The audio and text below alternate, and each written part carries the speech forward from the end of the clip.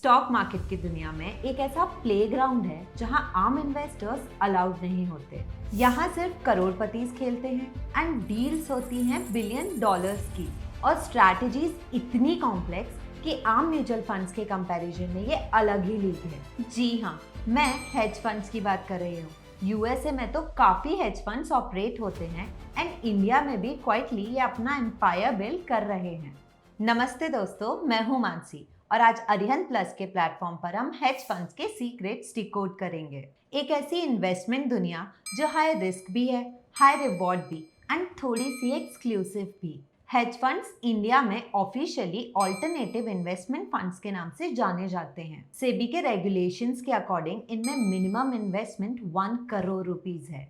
मतलब ये सिर्फ हाई नेटवर्थ यानी रिच लोगों के लिए है and it should be because it's a high risk and high reward product. अब ये हेज फंड्स एकदम अलग लीग में खेलते हैं। नॉर्मल म्यूचुअल फंड्स की तरह सिर्फ स्टॉक्स या बॉन्ड्स में इन्वेस्ट नहीं करते। हेज फंड्स लेवरेज ले सकते हैं, डेरिवेटिव्स में ट्रेड कर सकते हैं एंड शॉर्ट सेलिंग भी करते हैं। मतलब मार्केट ऊपर जाए या नीचे, दोनों ही डायरेक्शन में पैसा बनाने की स्ट्रैटेजीज यूज करते हैं। यानी इनकी स्ट्रैटेजीज थोड़ी सी कॉम्प्लेक्स होती हैं जो रेगुलर म्यूचुअल फंड्स फॉलो नहीं कर सकते। इसलिए हेज फंड्स को हाई रिस्क हाई रिवॉर्ड खेल में माना जाता है। In short, they are not just investing, they are strategizing in ways no one else can. चलिए उनमें से कुछ स्ट्रैटेजीज को हम देखते हैं। लॉन्ग शॉर्ट स्ट्रैटेजी फॉलो करने वाले फंड को ऑल वेदर फंड भी बोला जाता है।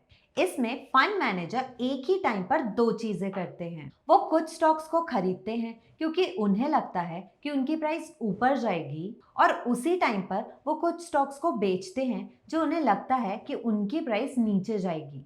तो चाहे पूरा मार्केट ऊपर जाए या नीचे, उनका एक ही गोल होता है, पैसे कमाना। इवेंट बेस्ड स्ट्रैटेजीज उन स्पेशल सिचुएशंस का फायदा उठाती हैं जहां कंपनी में कोई बड़ा चेंज होने वाला हो। जैसे जब दो कंपनीज मर्ज हो रही हो या एक कंपनी दूसरी कंपनी को खरीद रही हो या फिर जब कोई कंपनी बैंकरप्ट होने वाली हो। इन इवेंट्स के टाइम स्टॉक प्राइसेस में टेम्परेरी गैप्स आ जाते हैं। Macro strategy fund big picture investors होते हैं जो दुनिया भर की इकोनॉमिक एंड पॉलिटिकल न्यूज पर नजर रखते हैं।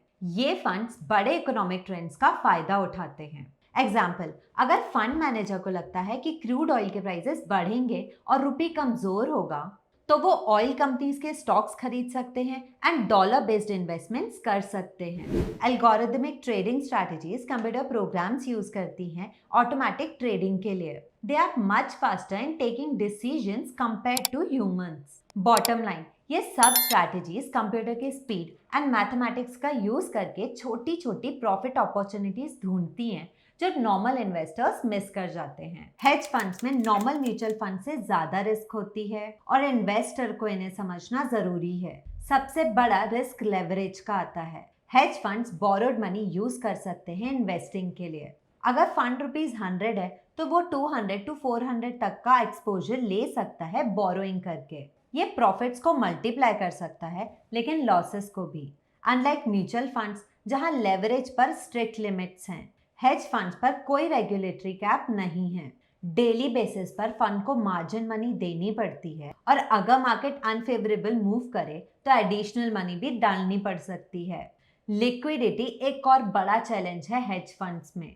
कई बार फंड स्मॉल कंपनीज या अनलिस्टेड शेयर्स में इन्वेस्ट कर देते हैं जिन्हें बेचना मुश्किल होता है। इसीलिए इन्वेस्टर को टिपिकली 1 से 3 साल का लॉक इन पीरियड होता है और अगर निकलना हो तो 30 to 90 डेज का नोटिस देना पड़ सकता है। मंथली या क्वार्टरली ही रिडेम्पशन अलाउड होती है, डेली नहीं जैसे म्यूचुअल फंड्स में। इंडिया में एस्टैब्लिश्ड प्लेयर में ASK and AMC is the market leader. इनके पास ब्लैकस्टोन की बैकिंग है, फोकस एब्सोल्यूट रिटर्न स्ट्रैटेजीज पर है, ITI AIF experienced management team है, FIR बैकग्राउंड के साथ and proven track record long short equity में है। ICICI prudential AIF large AMC banking के साथ डाइवर्स स्ट्रैटेजी ऑफरिंग्स प्रोवाइड करता है। टाटा AIF कॉर्पोरेट बैकिंग के साथ फोकस इक्विटी प्लस स्ट्रैटेजीज पर है। हेज फंड्स इंडिया में एक इवॉल्विंग स्पेस है और ये सबके लिए नहीं है क्योंकि ये high risk and high reward product है।